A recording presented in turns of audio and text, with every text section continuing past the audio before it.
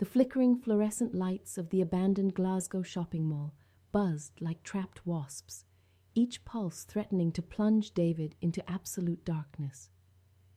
He shivered, not entirely from the cold. 1970, they called it, but it felt like a forgotten age, a mausoleum of shattered dreams and defunct businesses. Cobwebs draped like shrouds over mannequins frozen in mid-pose, their painted smiles mocking the desolation.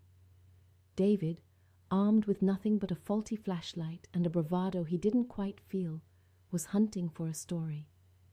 He was a journalism student, desperate for a scoop that would catapult him from the university paper to something bigger.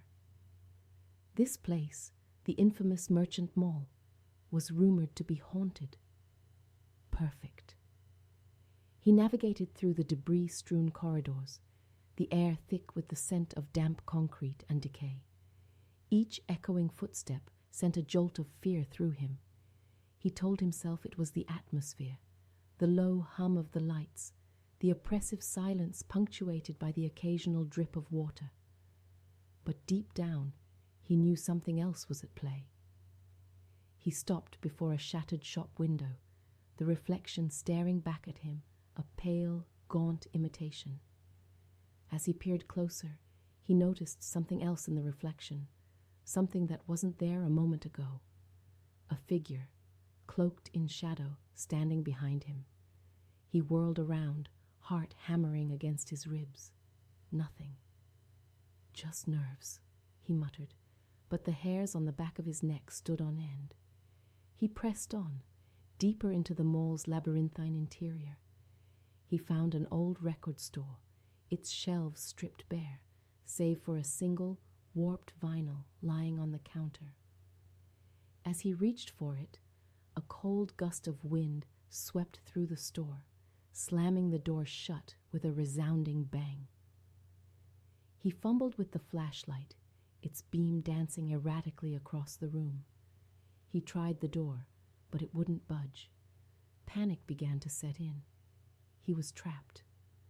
Then he heard it, a faint whisper, barely audible above the buzzing lights.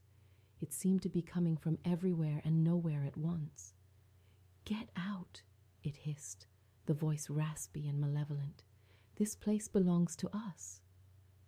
David scrambled back, his flashlight beam catching on a dark stain on the floor, a stain that looked suspiciously like blood. He understood then. The rumors weren't just rumors. He wasn't alone. And whatever was here didn't want him here. He threw himself against the door, screaming for help, but his voice was swallowed by the silence of the abandoned mall.